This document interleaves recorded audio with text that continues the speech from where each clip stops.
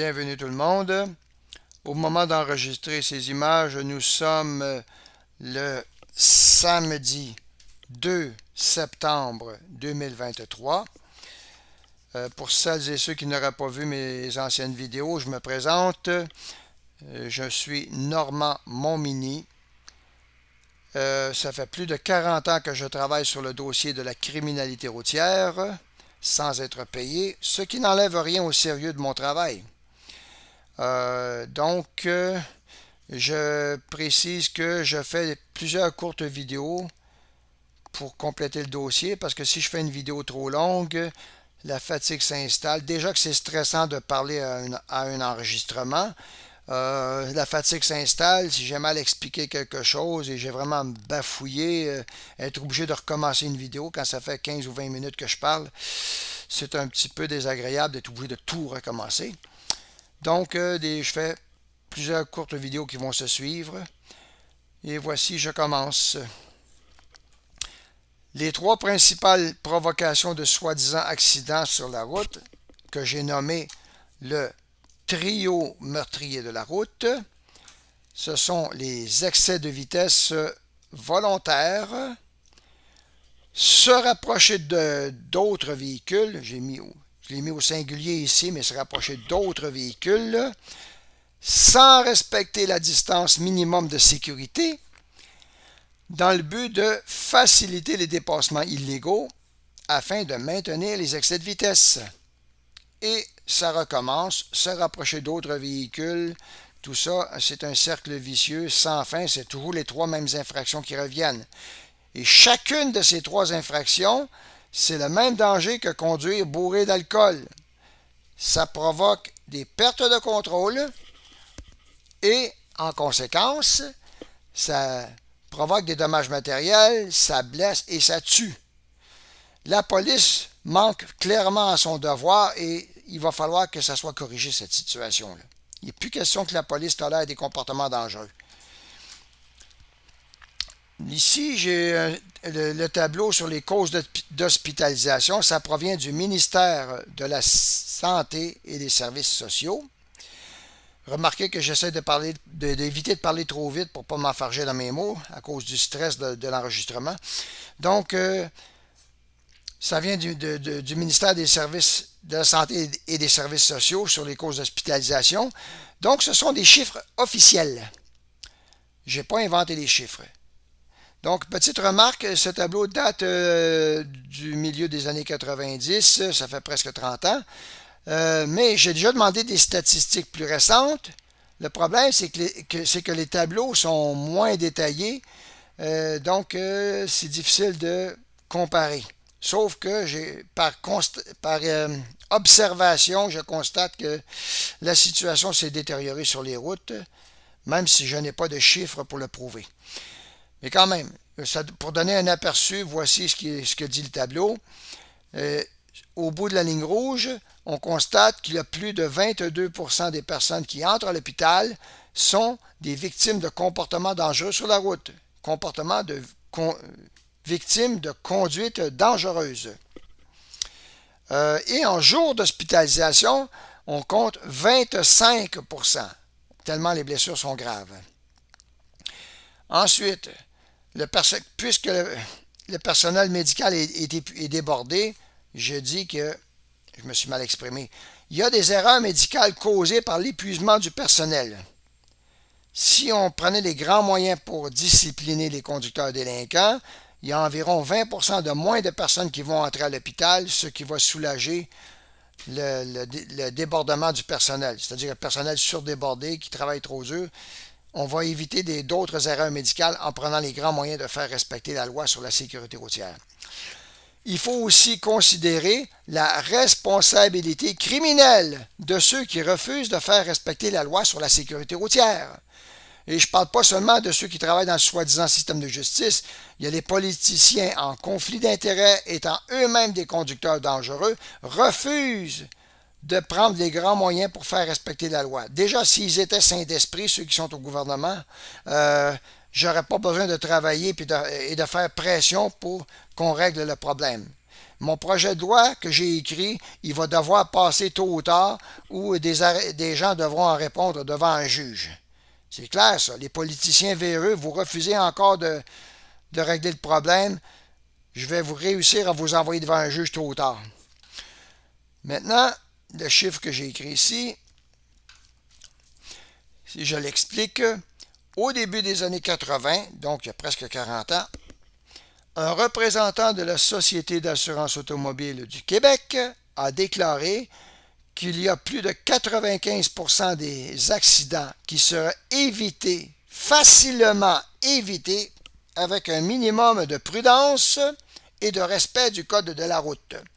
Ça veut dire qu'il y a moins de 5% de vrais accidents. Et il faut aussi considérer le fait qu'à cause de la délinquance, à l'intérieur de ce soi-disant 5% de vrais accidents, dans plusieurs cas, il est simplement impossible de prouver qu'une infraction aurait été commise. Et justement, en considérant cette délinquance, je peux affirmer sans risque de me tromper qu'il y a moins de 1% de vrais accidents. Moins de 1%. Presque la totalité des soi-disant accidents, il y a des infractions qui ont été commises. Ce sont des conséquences d'infractions commises, donc il n'y en a pas d'accident. C'est clair? Quand on dit que les accidents n'ont jamais existé, et les accidents de la route n'existent pas et même n'ont jamais existé, je n'exagère pas beaucoup. Je n'exagère pas beaucoup. Et presque la totalité des soi-disant accidents, il y a eu des infractions qui ont été commises et donc il n'y en a pas d'accident. Oubliez ça, les accidents n'existent pas. Maintenant, avis aux délinquants, prenez conscience que personne n'est à l'abri. Personne. Vous-même risquez des blessures graves et la mort lorsque vous commettez une infraction de trop. Si vous blessez ou tuez un autre usager de la route, vous risquez la prison. Plus jamais les conséquences de comportements criminels seront considérées comme des accidents. C'est clair, moi j'exige mon poste au gouvernement pour régler le problème et on va être obligé de me le donner d'une façon ou d'une autre. Je vais régler le problème, moi je ne suis pas en conflit d'intérêt. Je veux régler le problème de conduite dangereuse. J'exige de pouvoir circuler en sécurité sur les routes. Les chemins publics ne sont pas des pistes de course. Suivre de près sur une piste de course, c'est un danger contrôlé. À ne jamais faire sur les chemins publics. À cause des comportements dangereux, comme je viens de l'expliquer, il y a des hospitalisations. Des gens se rendent à l'hôpital et il y en a qui sont gravement blessés. Attendez, je vais boire une gorgée. Une gorgée d'eau. Donc, gravement blessés, ils vont à l'hôpital et il y a des morts aussi, simplement à cause de la délinquance routière. Ici, j'explique que sur une piste de course, il n'y a pas de piétons, de cyclistes, d'animaux ou autres situations qui nécessitent un arrêt brusque. Si par malheur, il y a un animal qui réussit à passer à travers toutes les barrières et se trouve sur la piste de course, ben, les pilotes sont tous avertis de ralentir. Donc, on prend les précautions nécessaires. Mais sur les chemins publics, il n'y a aucune surveillance. Il faut toujours suivre les véhicules de loin, s'abstenir de dépasser et respecter les limites de vitesse. Et je vais revenir plus tard sur les limites incohérentes.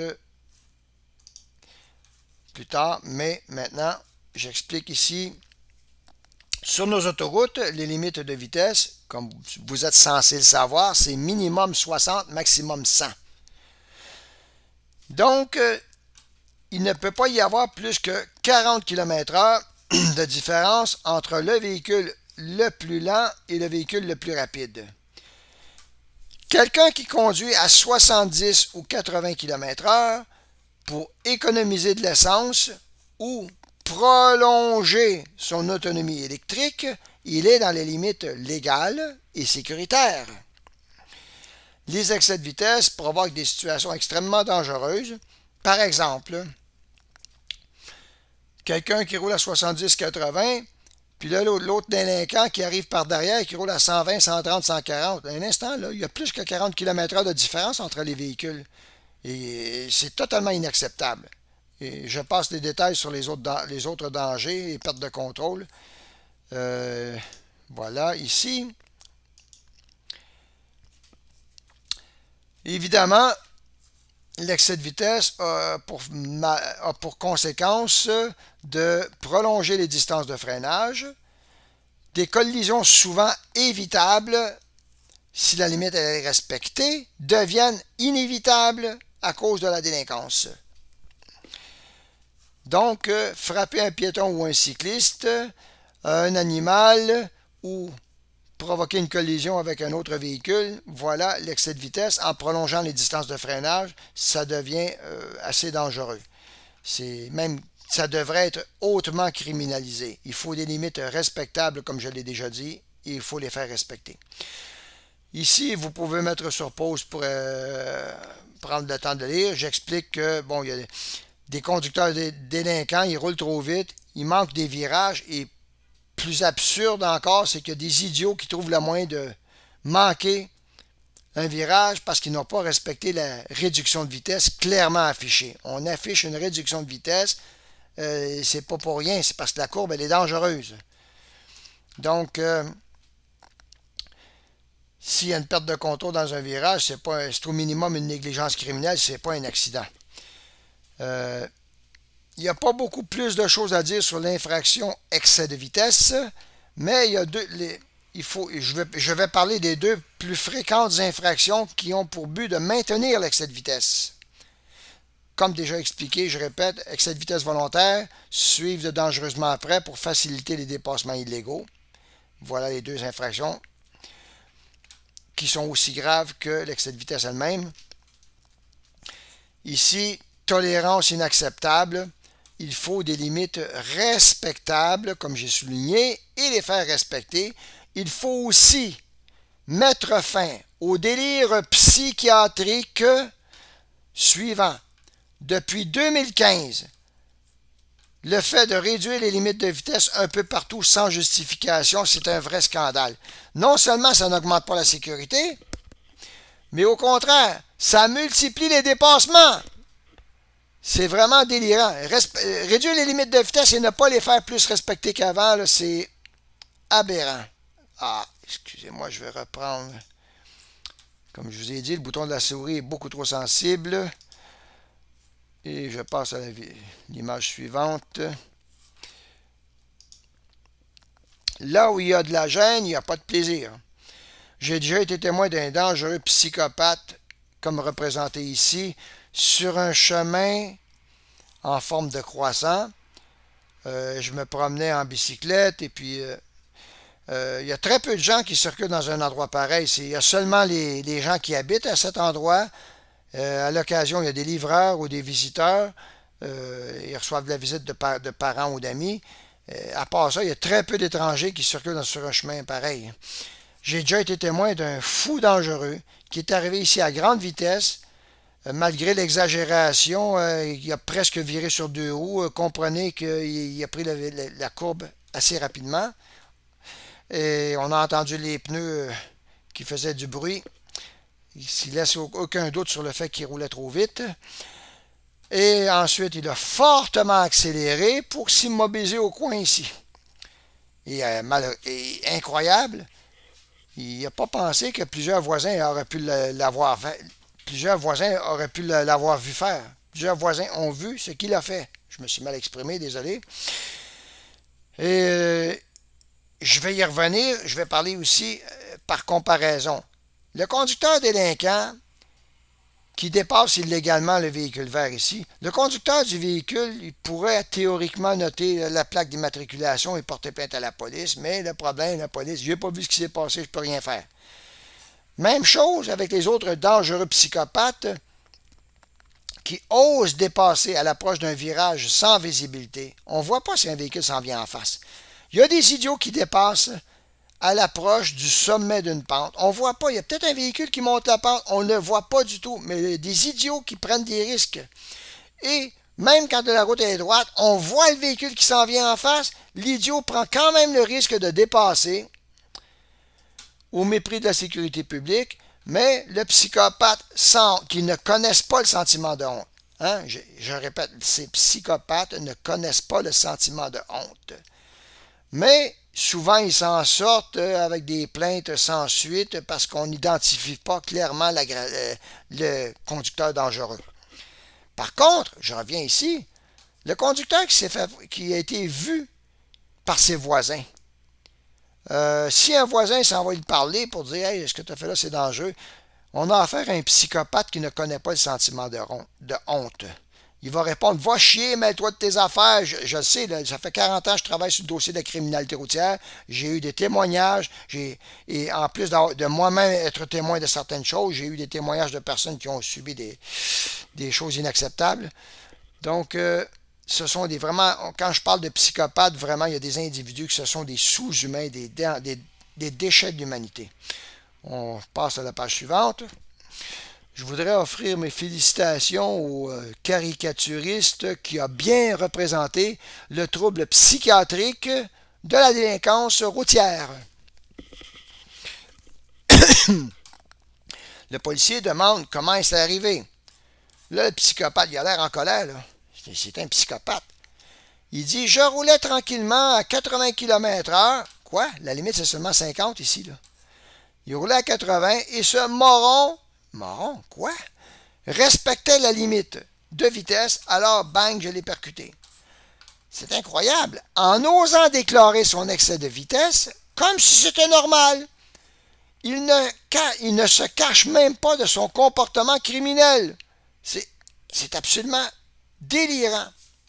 Et ça représente la réalité en plus. Il y a des psychopathes vraiment qui se pensent de plein droit de rouler au-dessus des limites.